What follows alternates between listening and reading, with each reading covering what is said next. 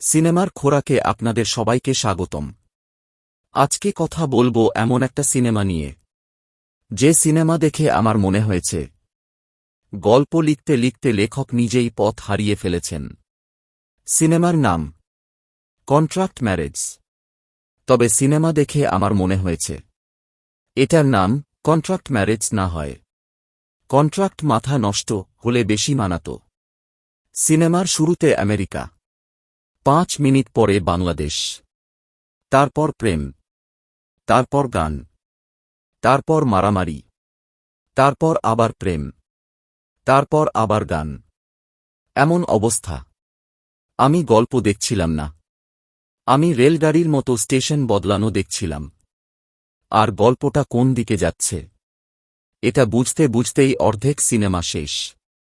বাকি অর্ধেক শেষ হয় বুঝার চেষ্টা করতে করতে। এবার আসি নায়কের কথায়। বন্ধুরা, এই সিনেমায় নায়ক শুধু নায়ক না, তিনি পরিচালক, তিনি সংলাপ লেখক, তিনি কাহিনীকার, তিনি পরিকল্পনাকারী, তিনি সমস্যার সমাধানকারী। আরেকটু হলে মনে হতো সিনেমা হলের সামনে বাদামও উনিই বিক্রি করছেন। সিনেমার প্রতিটা দৃশ্যে উনাকে দেখলে মনে হয় তিনি নিজেই নিজের সবচেয়ে বড় ভক্ত। আর আত্মবিশ্বাস, ভাই, আত্মবিশ্বাস এত বেশি যে পাহাড়ও লজ্জা পাবে। এবার আসি অভিনয়ে। কিছু কিছু জায়গায় মনে হয়েছে সবাই অভিনয় করছে, কিন্তু কেউ জানে না কেন অভিনয় করছে। সংলাপ চলছে, মুখ নড়ছে, দৃশ্য বদলাচ্ছে, কিন্তু আবেগটা কোথায় গেল সেটা কেউ জানে না। আর প্রেমের দৃশ্যগুলো দেখে মনে হচ্ছিল দুইজন মানুষ প্রেম করছে না, দুইজন মানুষ সংলাপ মুখস্থ করছে। এবার আসি মারামারির দৃশ্যে। বন্ধুরা, পদার্থবিজ্ঞানের বই যদি এই সিনেমা দেখে, তাহলে বই নিজেই আত্মসমর্পণ করবে।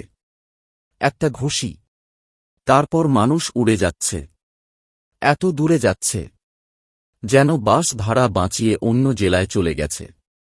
হঠাৎ হঠাৎ গান আসে, এমনভাবে আসে যেন গল্প নিজেই বলছে আমি একটু বিশ্রাম নিই, গানটা চালাও।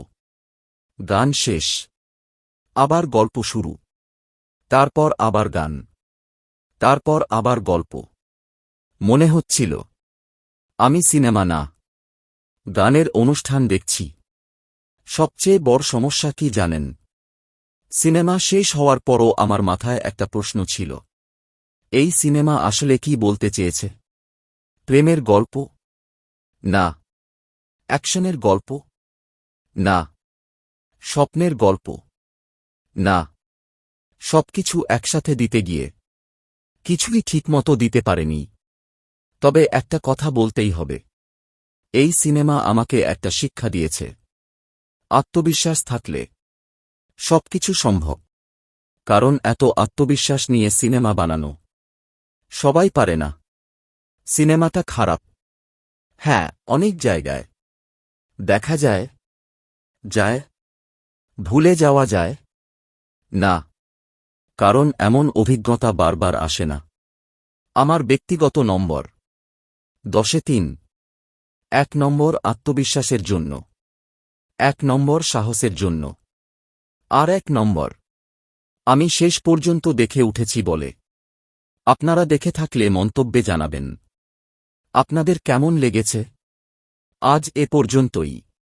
সিনেমার খোরাকের সঙ্গে থাকুন। আল্লাহ হাফেজ।